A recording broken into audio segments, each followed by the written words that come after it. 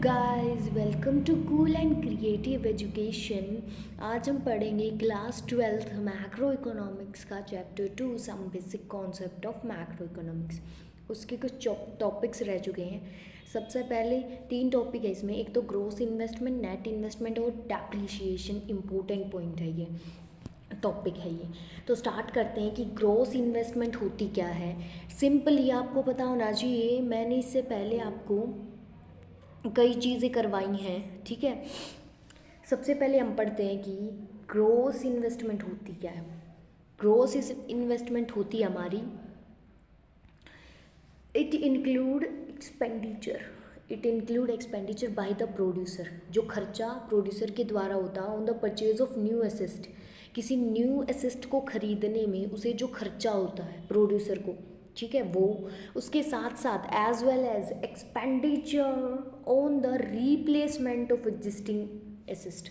जो उसके पास existing assets है उस पर जो रिप्लेसमेंट एक्सपेंडिचर होता है, रिप्लेसमेंट कॉस्ट लगती है, वो भी साथ में। एक तो क्या है, खर्चा करना कोई न्यू एसेस्ट खरीदने को, ठीक है, और दूसरा खर्चा करना जो उसके पास पहले से ही एक एग्जिस्ट एसेस्ट है, संपत्ति है, उसके रिप्लेसमेंट में, ठीक है, उसे ही हम कहते हैं ग्रॉस इन्वेस्टमेंट।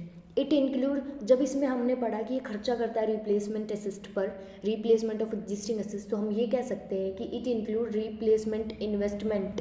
ये रिप्लेसमेंट इन्वेस्टमेंट भी क्या करता है, इंक्लूड करता है, ठीक है। तो अब है इट इंक्लूड रिप्लेसमेंट इन्वेस्टमेंट, जिसको हम क्या कहते हैं, डेप्रिसिएशन ऑफ फिक्स्ड एसेस्ट। जो उसकी फिक्स्ड एसेस्ट है उसमें डेप्रिसिएशन आना। डेप्रिसिएशन का सिंपल मतलब है, जैसे एक एग्जांपल से मैं समझाती हूँ आपको। आपके पास एक, जैसे स्कूल्स में होते हैं बेंचेस हो जाते हैं, उनमें जैसे कि कुछ सालों बाद क्या आ जाती है, कमी आने लग जाती है, वो डैमेज होने लग जाते हैं, उसे ही हम क्या कहते हैं, डेप्रिसिएशन। और उस पर जो रिप्लेसमेंट इन्वेस्टमेंट करते हैं उसे ही हम रिप्लेसमेंट कॉस्ट कहते हैं, ठीक है। तो अब आता है इसका फॉर्मूला। तो ग्रॉस इन्वेस्टमेंट का फॉर्मूला क्या है, क्योंकि इसमें क्या कर रहा है, ये रिप्लेसमेंट कॉस्ट इन्वॉल्व कर रहा है तो डेप्रिसिएशन इन्वॉल्व होगा।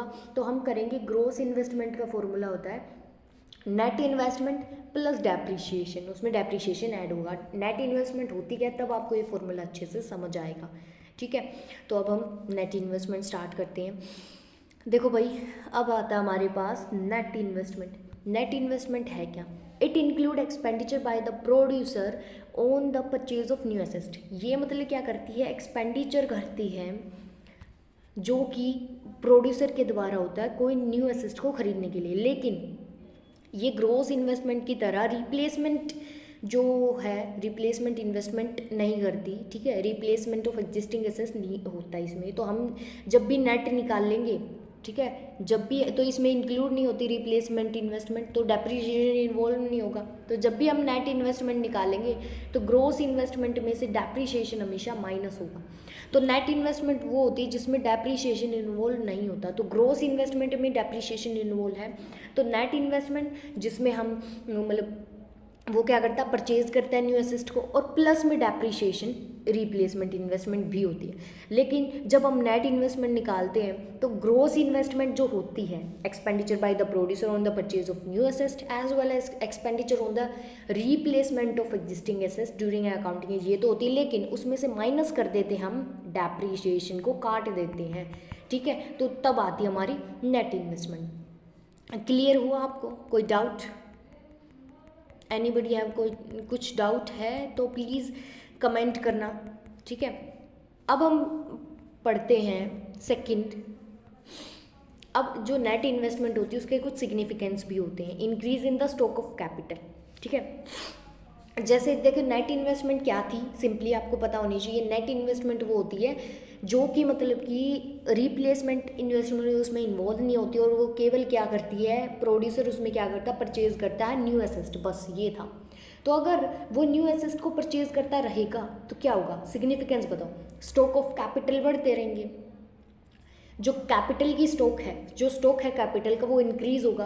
अगर कैपिटल इंक्रीज होगी, अगर मशीनरीज बढ़ती जाएंगी तो एम्प्लॉयमेंट भी जनरेट होगी, है ना। तो ग्रेटर अपॉर्चुनिटी ऑफ एम्प्लॉयमेंट, तो हमारी एम्प्लॉयमेंट भी जनरेट होगी। दूसरा, अगर एम्प्लॉयमेंट जनरेट हो रही है, अगर देखो स्टॉक भी बढ़ गया हमारे पास कैपिटल का, इन एम्प्लॉयमेंट भी हो रही है, तो अगर स्टॉक बढ़ता है और एम्प्लॉयमेंट भी बढ़ती है, दोनों को इन्वॉल्व करती है, तो प्रोडक्शन कैपेसिटी भी बढ़ती है, जीडीपी में ग्रोथ होती है, ठीक है। फिर उसके बाद आता है both gross investment as well as net investment include करती है fixed investment plus inventory investment. जो ये ग्रोस इन्वेस्टमेंट होती है और जो नेट इन्वेस्टमेंट होती है, दोनों क्या इंक्लूड करती हैं, फिक्स्ड इन्वेस्टमेंट और इन्वेंट्री इन्वेस्टमेंट। मैंने आपको करवाया फिक्स्ड इन्वेस्टमेंट क्या होती है, इन्वेंट्री इन्वेस्टमेंट क्या होती है, मेरी बैक वाली वीडियोज़ में आप जाके चेक करो, ठीक है, तब आपको अच्छे से क्लियर होगा, ठीक है। हर चैप्टर को जब भी आप मेरी वीडियोस देखें तो पहले से स्टार्ट करें, क्योंकि जब तक आपको फर्स्ट जो है समझ नहीं आएगा तो सेकंड तो ओबियसली समझ नहीं आएगा। तो फिक्स्ड इन्वेस्टमेंट वो थी जो एक फिक्स्ड एसेट जो होता है उस पर खर्चा किया जाए। इन्वेंट्री इन्वेस्टमेंट होता है जैसे डिमांड में इंक्रीज डिक्रीज हो, उसके अकॉर्डिंग जो मतलब एसेट है परचेज करने हो, इन्वेस्टमेंट करनी हो, तो वो इंक्रीज डिक्रीज होती है।